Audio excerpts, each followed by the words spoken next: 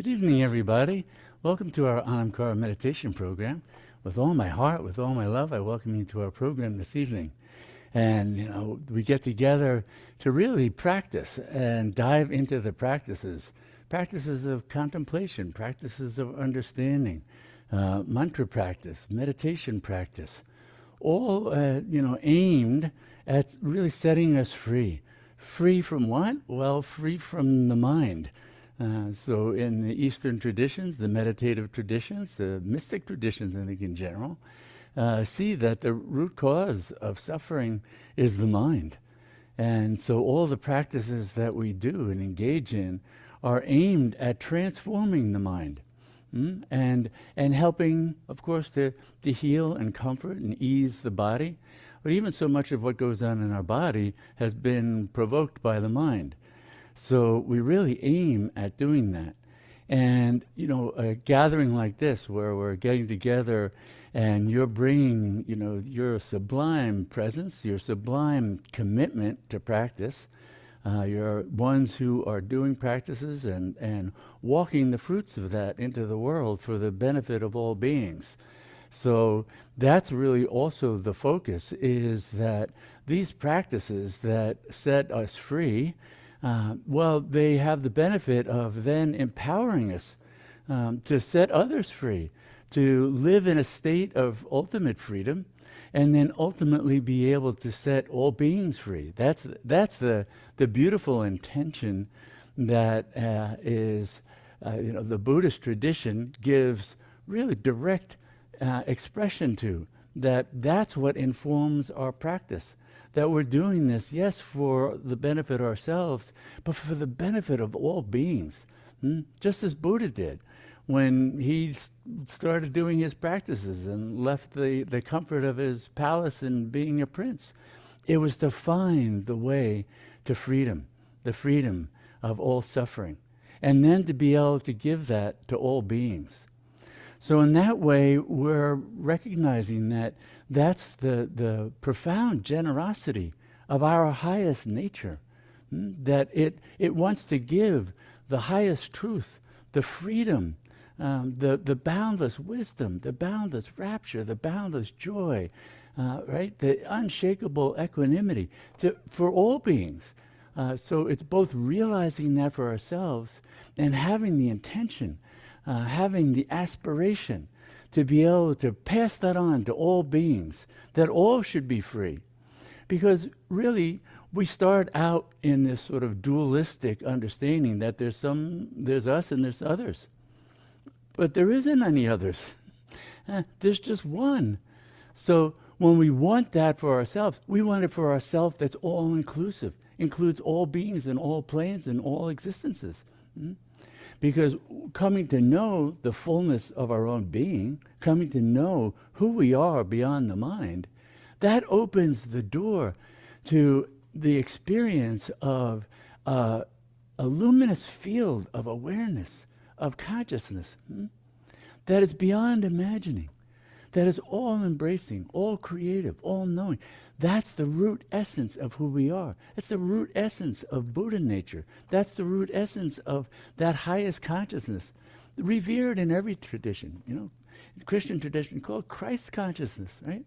So this is that innate capacity that we have, but isn't realized through everyday worldly activities, because they're aimed at this domain of separation, differences, and being able for the ego mind to operate in that and seek after its limited understanding of what's going to be happy, what's going to bring us happiness, what's going to bring us pleasure, what's going to bring us joy. Even though it recognizes that even the best of those has in it the seed of its own destruction. They're all fleeting, they're all ephemeral. So that the longing for a permanent state, really, of knowing, of joy, of boundless equanimity, of all-embracing loving compassion, in a sense, that's what underlies the mind seeking for momentary pleasures. It can only find in the world the momentary pleasures.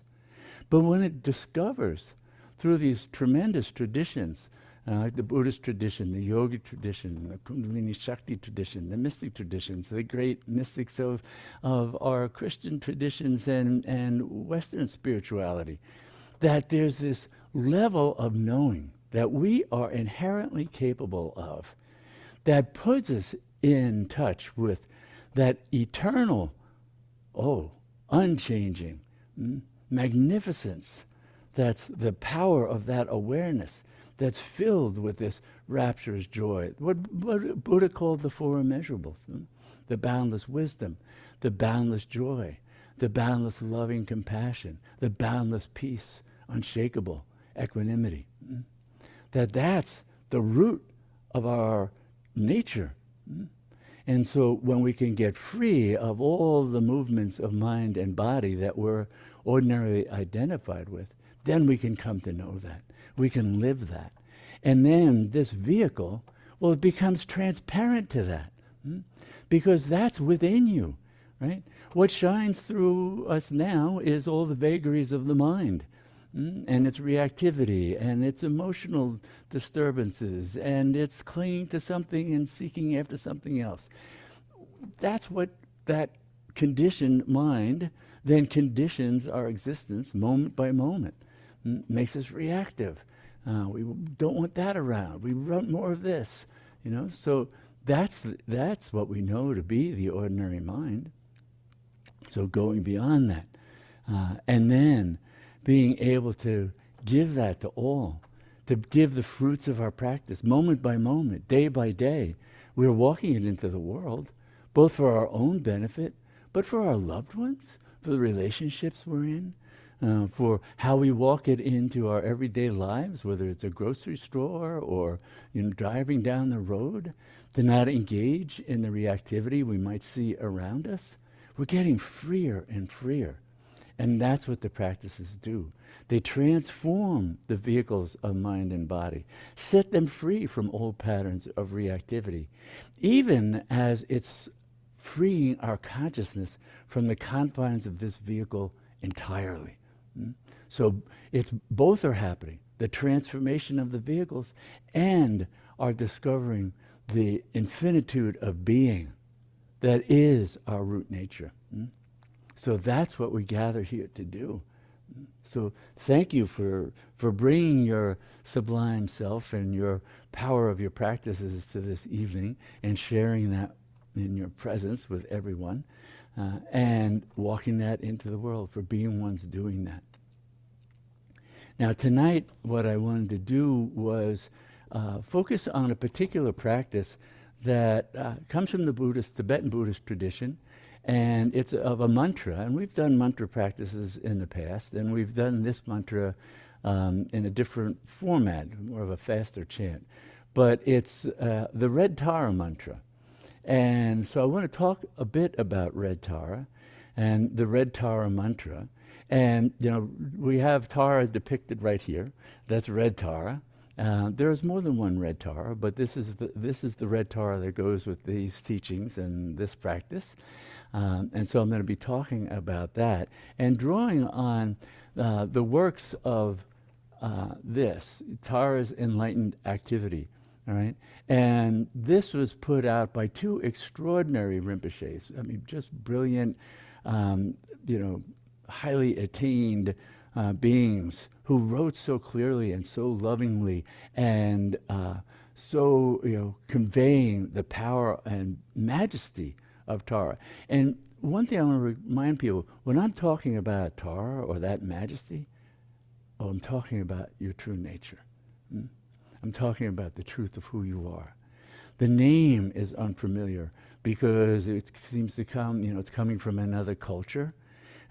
But what it is calling forth is your inherent nature, an inherent face of the divine feminine, an inherent face of the great goddess, an inherent face of the infinite that is beyond gender. That this is what we're really dialing into as a throb of that. The mantra is a throb of that living presence, here and now, always. The mantra is already going on within you. right? This is the fruit of yogic practice when we become refined enough in mind to hear these mantras. They're self-arising. They arise from beyond the mind, thus they have the power to take us beyond the mind, the confines of the mind, the bondage of the mind.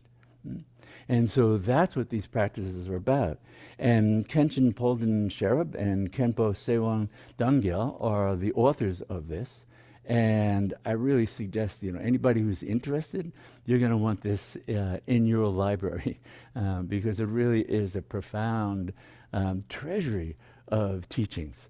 And you'll want to draw on them over and over and be able to return to them.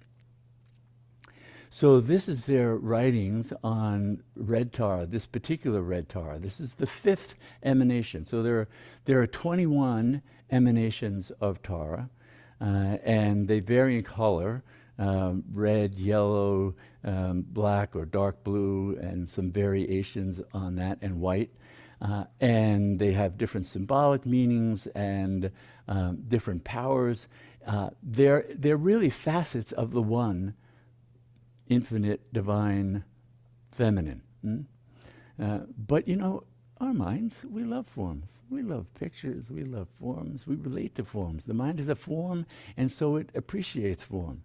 And so it's as if the divine went, okay, let's differentiate it. We'll call this one a particular form of green tar, a particular form of red tar, a particular form of yellow tar, a particular form of black tar. And we'll give them names because it's all for the mind that's going to have to go beyond all of that, let it go, right? But it's within reach of the mind. So the divine doesn't say, oh, you can only reach me over here, but it's so far from the ordinary mind that the mind can't actually reach it. So the infinite descends in sound form, in pictorial form, to give us that direct experience. Not just thousands of years ago, centuries ago. On a personal note, Red Tara, she appeared to me. And then I was led to be able to get the Red Tara empowerment from a great master, and his picture is right here, His Eminence Sewang Sita Rinpoche, who was visiting from Bhutan and the head of a Tara lineage. And I was introduced to him specifically to be able to receive the empowerment that went with, as I had shared with somebody, this vision of Red Tara coming. Right? So even though, I'm just a fellow who grew up in the West and born and raised on Long Island, all right, these powers, these archetypal powers, they are inherent to all beings, right? They're in the profound depths of our consciousness.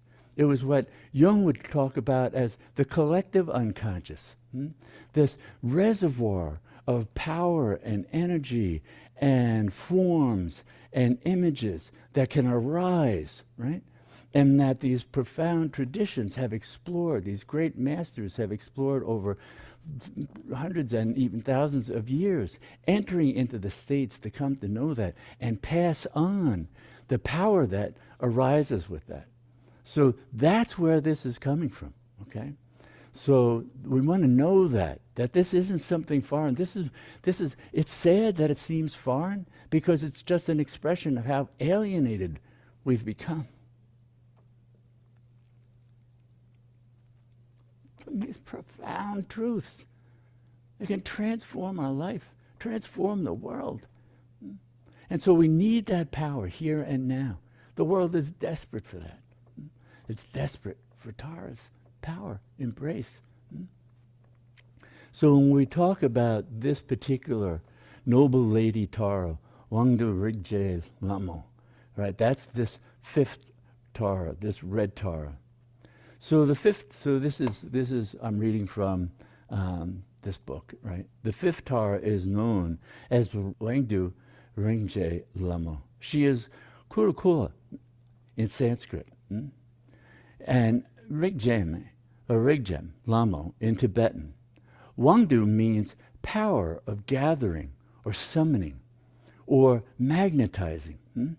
So we can think of it as attracting everything beneficial to the benefit of all beings. Rigjema means she who precisely understands everything. And Lamo is the divine lady. So she is known as the Tara who precisely understands the power of drawing to you, drawing to the aspirant, all that they need to be successful in realizing their highest nature, of becoming free, of becoming Buddha, of beyond Buddha as form, Buddha consciousness, pure, infinite field of consciousness suffused with the four immeasurable. That's the truth. That's what she's summoning. Everything that one needs to have that. And as we're dedicating the practice for the benefit of all beings, drawing it to all beings, to set everyone free, that they may receive this power, this grace, to draw to them all that's necessary, to also stomp out obstacles, because she also has the power to crush obstacles. So she crushes obstacles and she draws what you need. That's what we're talking about, this inner power. And again, it's not really foreign. In fact, even Jung would have talked about, as we become more attuned to our transcendent self, what he talked about as the integrative function of the psyche was the transcendent self. He said synchronistic events happen, things that are aligned with revealing wisdom, revealing insights, things happening in the world that change our experience, that suddenly open doors that we needed open. That this has to do with being able to be in touch and in synchrony, right? Being in harmony with. This is our highest nature. This is the truth. This is what we can know. This is how we can become attuned to it. And so the Tara mantra is a way of tuning up this instrument, this vehicle of mind, speech, and body, so that they become transparent to that. So we know that it infuses our mind, it infuses our actions, it infuses our words, for the benefit not only of ourselves, but all beings, over and over again. That's what we then serve as a conduit for that. That's what's you're innately capable of. So Kurukula's practice is very extensively taught throughout Tibetan Buddhism. She is often named the red Tara because of her color. And this is the text, this is the praise of this form of red Tara. Homage, mother, filling all regions, sky and the realm of desire, with the sounds of Tutara and Hong, trampling the seven worlds with her feet, able to summon all before her. So it's an invocation of her and her power, right? And this power to summon, to magnetize is how they would talk about it in the text. But magnetizing meaning just like a magnet is drawn to it. It has that power. They go on to say, the first line is Buddha's praise in terms of Tara's speech. Hung and Tutara are her empowering speech, her magnetizing speech. At deeper levels, her sound, her whole mantra, is so powerful and strong that it fills the entire universe. The phrase, trampling the seven worlds, shows this immense power and ability. We develop our bodhicitta motivation. Bodhicitta is that pure mind, this combination of wisdom, knowing, and compassion. So when we're cultivating and getting ready to do the practice, we're summoning that highest wisdom, compassion, that we know the living presence of that Buddha nature suffuses everything. And we want to know it and be able, out of loving compassion for all beings, to be immersed in that, know it fully, and bring all beings to the full experience of that. They become fully free. That's what we're aspiring to. So it's a magnificent aspiration. It's an aspiration that's as grand as you. Mm? We don't do a small aspiration because you're not small.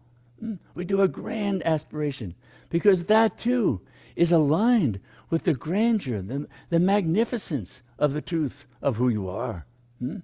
So no small, oh, I hope to feel better myself. I hope others feel. No, we want to know completely. We want to be completely free. We want to then free all beings in all existences, in all realms, throughout the entire universe. That's how vast that aspiration is. Because that's how vast the truth of who you are is. That was the vastness that Buddha discovered and then embodied and passed on to this day. So we develop our bodhicitta motivation with joy and closeness. Then with pure, non-conceptual understanding of phenomenon, we see Tara in the center of the lotus and the moon disk. That's where she's seated in that image. Rigje Lamo is a red color symbolizing the activity of overpowering and magnetizing. And she holds a blue lotus flower. And in the center of the lotus flower, we should visualize a many-colored bow and arrow. You can barely see that in this frame, but also down here, this is a statue of Red Tara, right? And so His Eminence Sewang Sita Rinpoche, who gave me the Red Tara Empowerment Mantra, that's a gold statue representing that form, and it too has that symbol coming out of the lotus, the blossoming of her fullness of compassion, wisdom, loving kindness, presence. Flower comes this bow and arrow to dispel all obstacles, to draw near all that you need to be successful in realizing the fullness of your Buddha nature. So reciting the mantra, we meditate that from Tara, as well as from her bow and arrow, red wisdom light is emanating in all directions. The light returns to us. So we can also visualize this as this is in the center of our heart. So we visualize this red, ruby red, glowing presence, the emanation of Tara, because that's where she already is. She's already in at the very heart of our being nature, is this power that we call Tara. And emanating that, radiating that. So reciting the mantra, we meditate that from Tara as well as from her bow and arrow. Red wisdom light is emanating in all directions. The light returns to us, drawing with it, like a magnet, every essence of wisdom and everything that can benefit beings with love and compassion. So we're radiating it out, and it comes back, right? And with it, it's drawing all that we need, all the wisdom, all the insights, all the shifts in consciousness, all the letting go of the ego mind, stepping away from it, stepping away from being identified with the vehicles of mind and body, so we can experience the vastness, the expanse of the truth of who we are. That's right here, right now, always. But she's going to bring all that we need to know that and dispel the obstacles that are in the way. The obstacles, well, those are the mind and its afflicted nature and the ignorance with which we identify with. So all that's being cut through by her grace, her power, her presence as the mantra. With that thought, continually reciting the mantra, we practice on Rigje Lamo.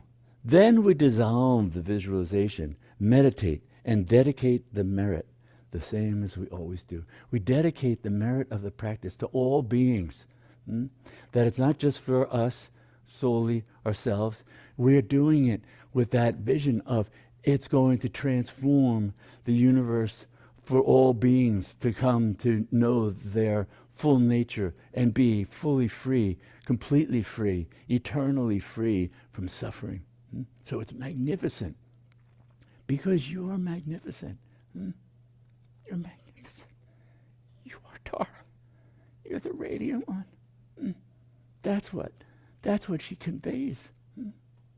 And so when we get immersed in that practice, that's what we're doing. That's what we're immersing ourselves in, the truth of who we are. And the red Tara mantra itself is Om Tari Tam Soha. Right? Om Tari Tam Soha. Om. Well, that's the invocation of all that is, the creator of all that is, suffused, emanating from this one boundless Shakti radiance. Om, that has everything in it, all of creation, all wisdom, all that is form, all that's beyond form. So where form and emptiness meet. Om. Tare, that's the invocation of Tara, and it means she who leaps quickly, right? So Tare, Tara doesn't just say, oh, yeah, I'll get there someday. No, she leaps. She's enthusiastic. She wants to set us free now. She leaps forward to set all beings free. Om Tare, right? Om Tare Tum. Tum. Oh, Tum. Tum is the seed syllable, the seed mantra of Tara in every aspect of her, in all her fullness.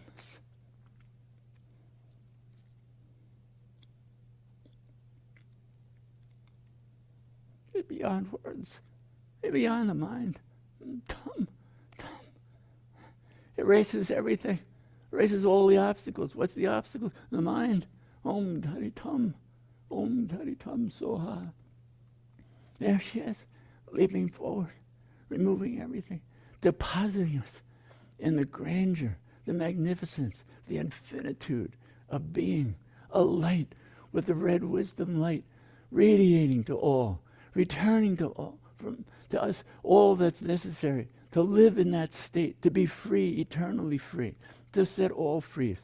You know, you're a Buddha. You're going to set all beings free. So that's what's invoked. That Soha, so may it be. So may it be. What is it? Oh, we want to be? Oh, that my mind fully receives the boundless blessings of Dharma, of her mantra, of her forms. Even the thought carries that. So may it be.